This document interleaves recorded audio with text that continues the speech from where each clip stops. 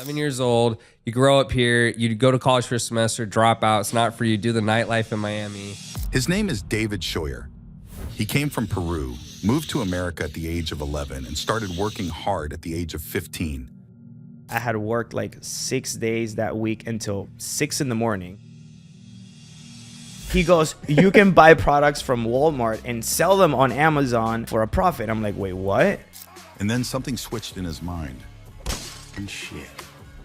My first 100K all came from two things. Now he is known for helping e-commerce entrepreneurs succeed with brand new strategies. Great opportunity that's come up. It's called Tik Tok Shop. So it's like getting into Amazon like 15 years ago. Free marketing, you just posted it on TikTok, it went super viral, 9 grand, like that. So Dave, let's start off. Tell everyone how we first met, that story. All right. Well, there was this beautiful night at Live nightclub where I used to bartend. And then Tanner came in and I was like, hey man, I know you from online, bro. Really love your content. Here's a couple free drinks. And I think I gave you like a triple whiskey. You know, just trying to network and stuff. I was new in the online space and, you know, I wanted to be friends with people who inspired me. So there you go. What I thought was funny when I first met you is you said the line that I've heard from probably a million people, and you were saying, oh, I'm going to kill it. I'm going to do this. And I was like, oh, here's another guy. But after that, you actually started killing it. So what did you get into, and how did you decide what you were going to get into? All right. So at the time when you met me, I was already doing pretty well with my e-comm business. I still, obviously, I didn't want to start living off of it yet. So that's why I still had that bartending job. And at the time, there wasn't that many actual like coaching programs for e-commerce, especially Amazon. There was just like courses, you know, for like Kevin stuff and all that. So I wanted to do the whole one-on-one coaching for Amazon. And, you know, that's around the time that I met you and, you know, you were talking about, you know, the online programs and scaling. So, yeah. And so you actually started off doing drop shipping. What were you drop shipping most of the time? Well, I started out with private label, not drop shipping. And I was selling like baby products on Amazon. I was selling like home improvement stuff. It's hella random, I know, baby products. It's such a random product, but yeah. I was selling like swaddle blankets on Amazon. It was doing really well. And honestly, the whole teaching side of things came naturally in the beginning. I got really into e-commerce. I was like watching every podcast, every YouTube video. I joined like every Facebook group that there was on Amazon. And I started posting my results on those Facebook groups. And then people would just reach out and be like, yo, man, like, how are you doing that? Yeah. You know, and that's how it started. Yeah, it was like just one student here, 2 students there, 3 students. Like I wasn't really think of it as like a big picture type of business. I was like, okay, I'll make some extra bucks here and there. And you know, so when what made you decide to get into e-comm? Because the way I remember the story is I go to the Live Club. I don't even know what I was doing there. I think it was with Samim. I'm there with Samim. Yeah, it's Samim, yes. And we're just walking around like idiots thinking we don't need a table, which was in Miami. Don't go to a club if you're not going to get a table, guys. Yes. So we don't have a table. I meet you. You're bartending. You tell me you're going to do all these things. I'm like, yeah, okay, whatever. And then a few months later, I remember you started to blow up. So how did you even learn? Because I think a lot of people, when they see that, they want to know, how did you learn? Who mentored you? Did you take any courses? Because when I met you, I didn't have any idea that you were into anything. And I just thought you were blowing a lot of hot smoke. So how did you learn that stuff?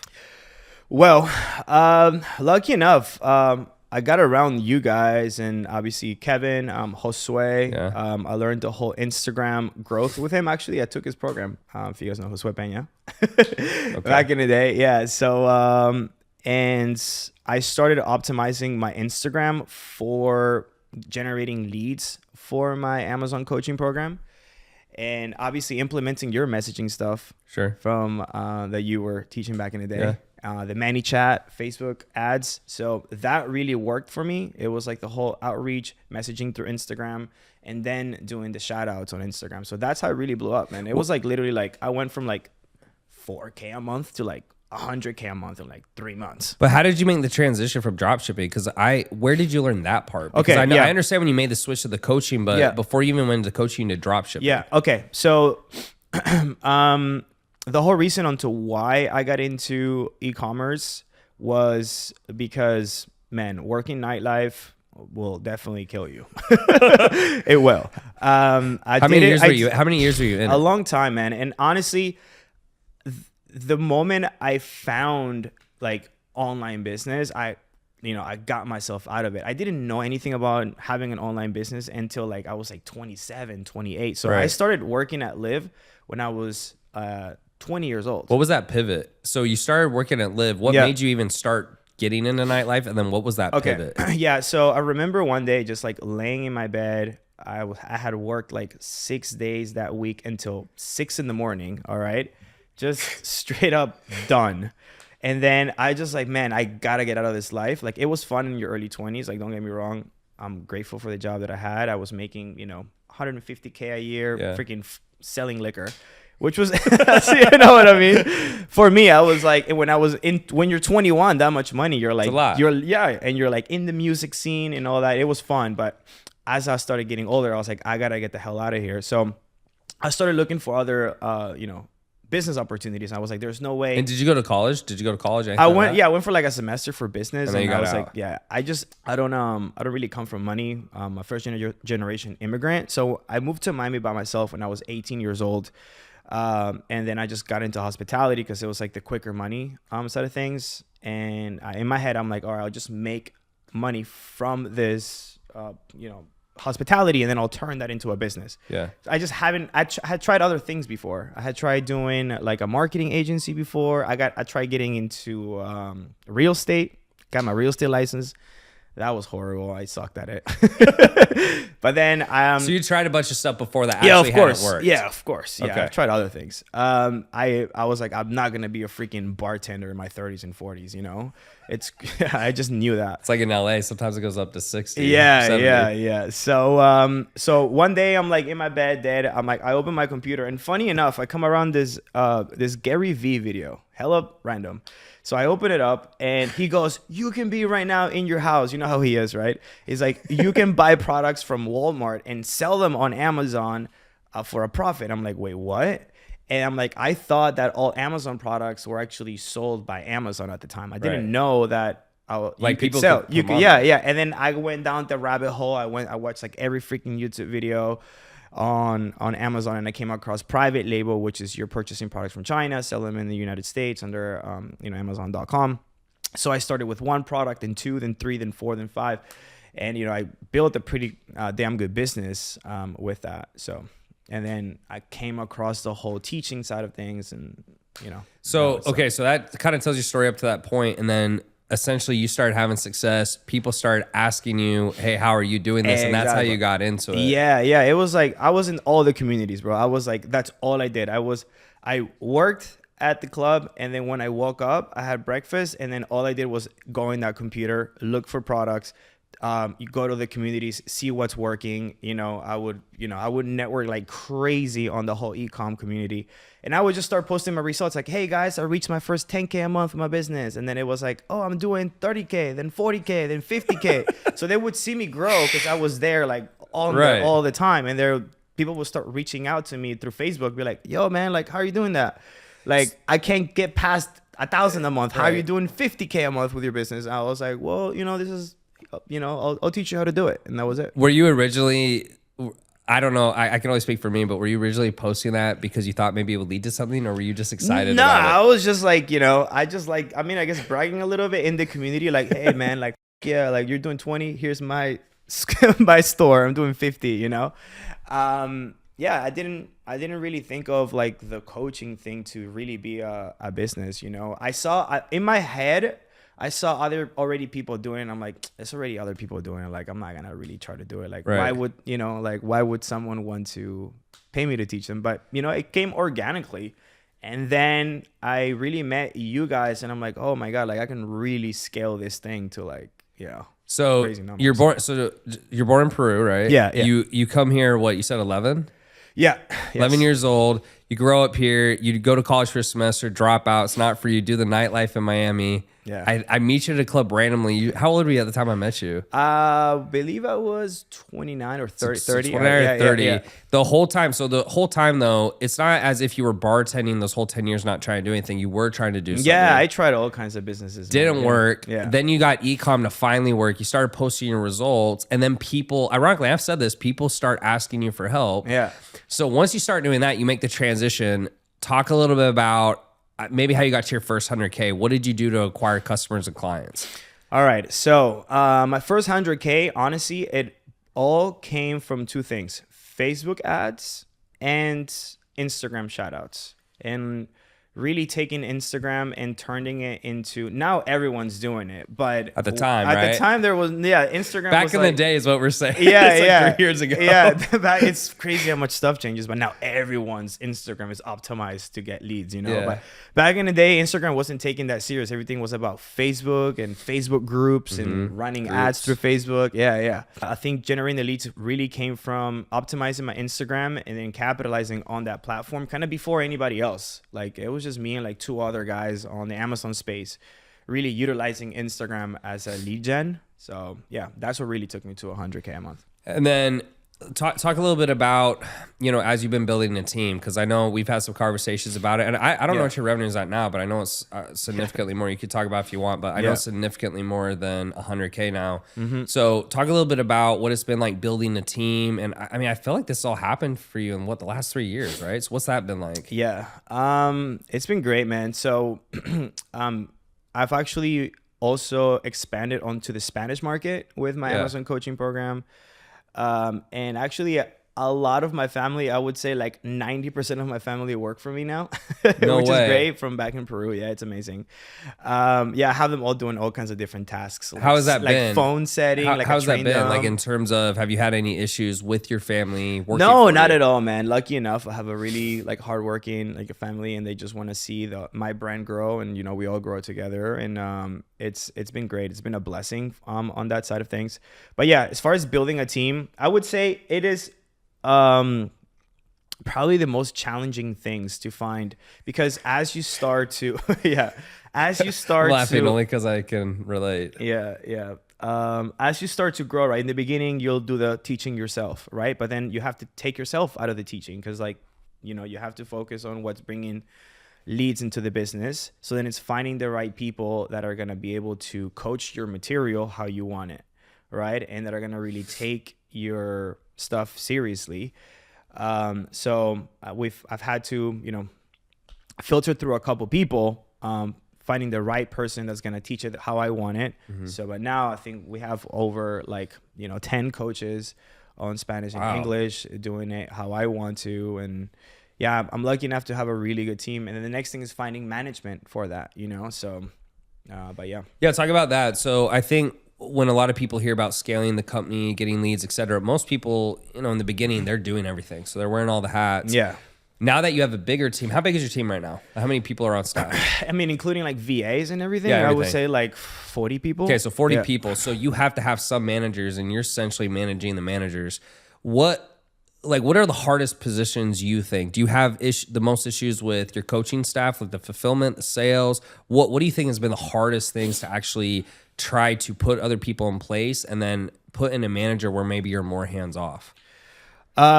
Fulfillment for sure, I would say, for me, especially with the Amazon coaching. There's so many things that a student can do wrong. So I think just finding the right people for that side, which is on the fulfillment. On sales, obviously it's been challenging too, but for me it's just been putting the right coaches, because it's not only they have to deliver the information correctly, they also have to have a good personality, right? Because someone that people want to learn from. Because my stuff, it's not like videos, it's like actual like live coaching, so. Do you feel, so for me, when I'm in hiring, I'm curious on your take. I feel you can either hire someone who's less expensive with less experience, or someone who's more expensive with more experience. I'm curious your take. What has been better for you, and what are those bottlenecks? Because I know for me, I feel like when I've hired for more experience and I pay more, I actually seem to get better client results and I get more upsells because I Yeah. feel that experience they're bringing to the table is more valuable than than almost going what I'm cheap. trying to teach them. Does that make sense? No, yeah, 100%. I think definitely paying someone more that has experience is definitely makes a lot more sense than going cheap because that's your brand, you know? Like, yes, you can get cheap on the fulfillment side, but that's going to hurt your brand down the road because if people leave you bad reviews online and all that, that's going to cost you sales because people are going to search you on Google and Reddit. And, you know, if you have bad reviews out there, you're going to lose sales. So. Yeah, one of the other questions I had is, so for people who don't know, you're bilingual, obviously. Yeah. And which helps Dave's in numerous ways. Talk about the Spanish side of the business, though.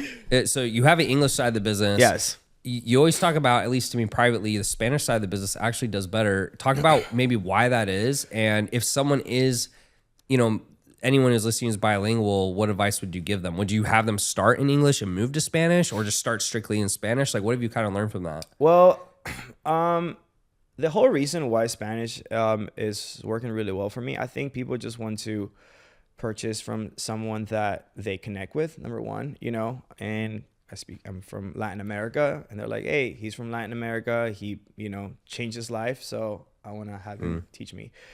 And also, I would say it's not as saturated at the moment, you know, so it all depends, but I would say if you're bilingual, you can start in Spanish. Yeah, I mean, ads are cheaper. Do you just think, what's the reason for that? Do you think it's less saturated right now? So I think you said something to me earlier when we were talking about a possible company idea. You kind of said that it seems like the English market is 3 to 5 years ahead of the Spanish market. Do you feel that way? Yes, yes, I do think that, especially Latin America, like it's was working for us here 3 years ago. So you can take what's working now and then move it on to the Spanish market. I think they're just catching on to the whole, you know, the mentality of from someone that's from Latin America. The whole thing is, okay, I'm gonna, you know, graduate from school. I'm gonna go to the university, and then I'm gonna go work for a company. That's the mentality over there, 100%. But now the new generation there, it's like, wait, I don't have to work for a company. I can start my own business. Mm-hmm. So the whole reason why, you know, my whole thing blew up, you know, we're followed by like close to 1 million people now. It was because I was saying this message. I'm like, you know, you don't have to go work for a company. You're not going to gain financial freedom by working for a company. You can start your own business, and you don't have to be from the United States. You know, you can be from South America, purchase products from China, and sell them in the US. And they're like, what? I was the one with the message, and they're like, wait, I can do that? I'm like, yeah, e-commerce is worldwide. Like, you can make US dollars living in South America. So, you know, that's kind of like the message that I've been sending out on the Spanish market. And I think that's why it's worked so well, because it's like everything is news to them. They're like, wait, I can own a Facebook marketing agency and make a lot of money from Latin America, you know? So... And then I'm just assuming overall, is there less business owners that speak Spanish, or just less that are online? Do you think it has anything to do with it, or it's more unknown? Yeah, it's just like all new, you know? Like here, think of the US, I would say, I don't know, like 5 years ago. Remember, like there wasn't that many online. No, it definitely feels more saturated. It was like Ty Lopez and Gary V, I think, and talking about there wasn't that many people. So that's what it's like now in the Latin market. They're just starting to realize. Just wide open. Yeah. Back then, people were like, oh my God, like an online business, it's a scam. You're not going to make money. But now everyone's like seeing people like, you know, like us making real money from online business. And they're like, oh man, that's like a real opportunity. Yeah. So now they're jumping on. So yeah. Yeah.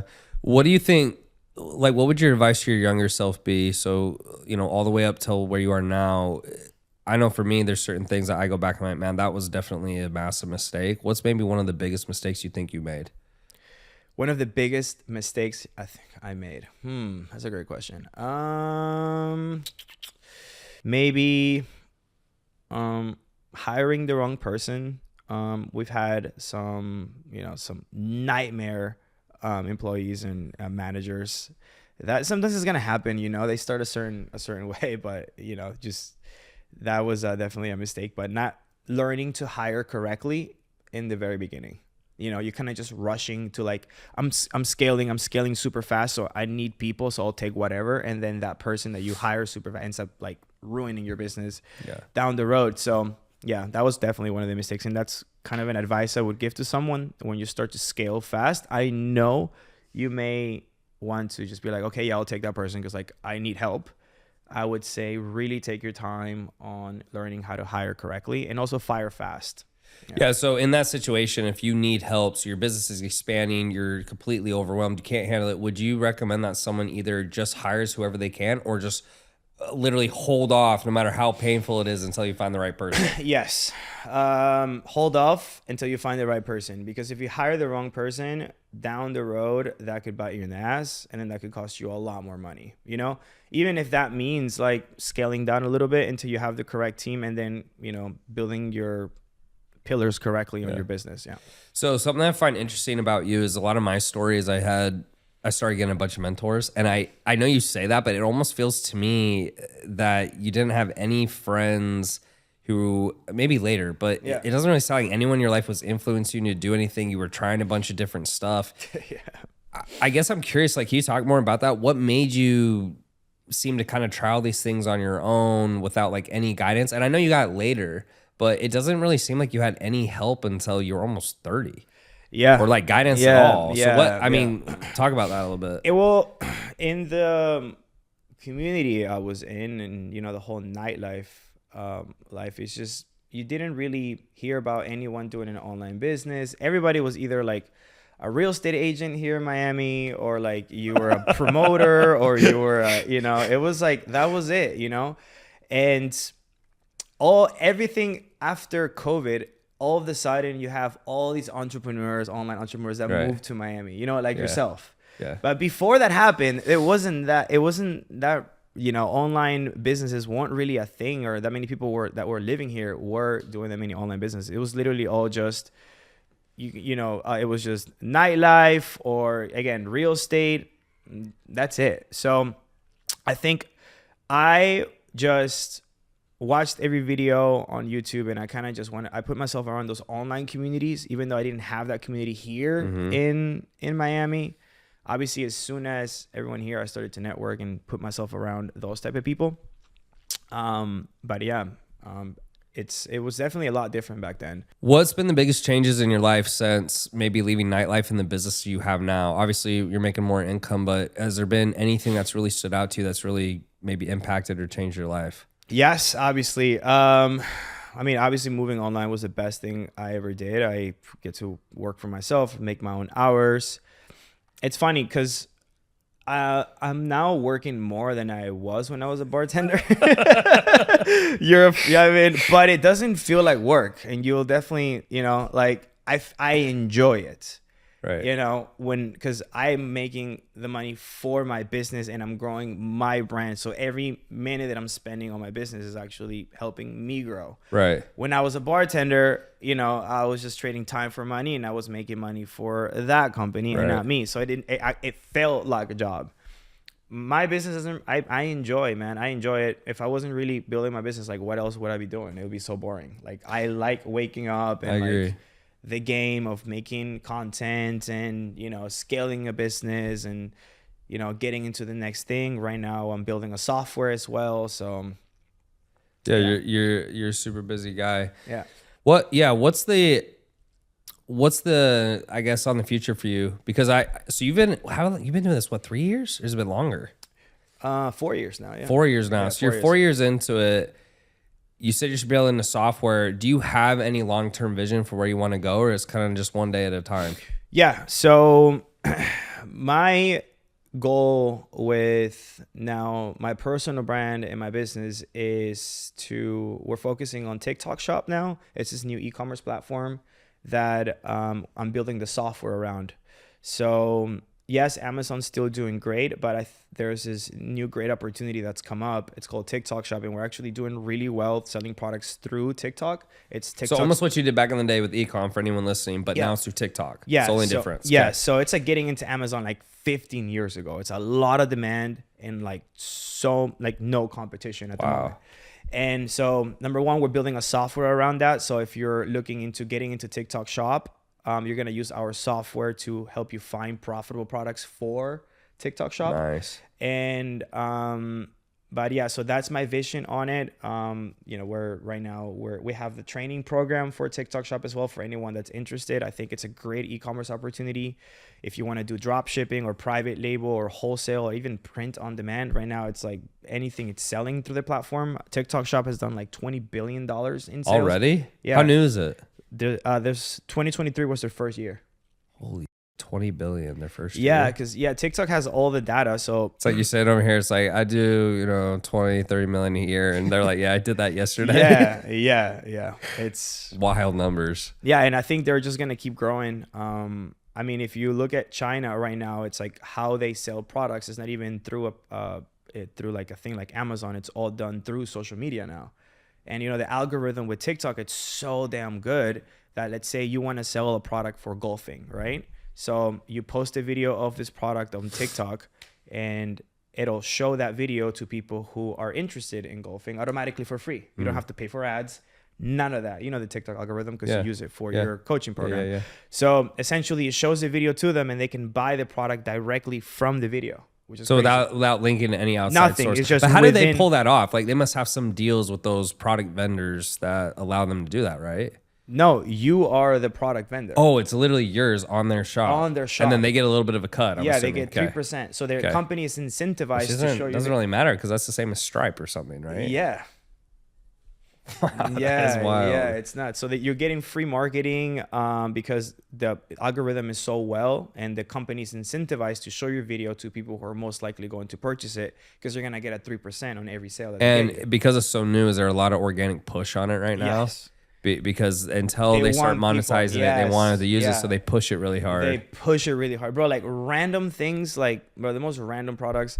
We have a student that did like $9,000 selling like this print on demand product, which is like a mug. Just like randomly, boom, free marketing, zero. She just posted it on TikTok, it went super viral, $9,000, like that. Oh, in that like is 5 wild. days. Yeah. That is wild. Well, Dave, if anyone's looking to connect with you, purchase your programs, know more about you, where can they find you? Yeah, they can find me on Instagram, E-Comm Dave. If you're looking to learn more about TikTok Shop, there on my bio, I have a training video that'll show you how everything works with TikTok Shop. Highly recommend for anyone that's looking into e-comm. I would say TikTok Shop right now is the best opportunity. A lot of demand and a lot of low competition. E-Comm Dave on Instagram. Dope. All right, man. Thanks for being here. Thank you.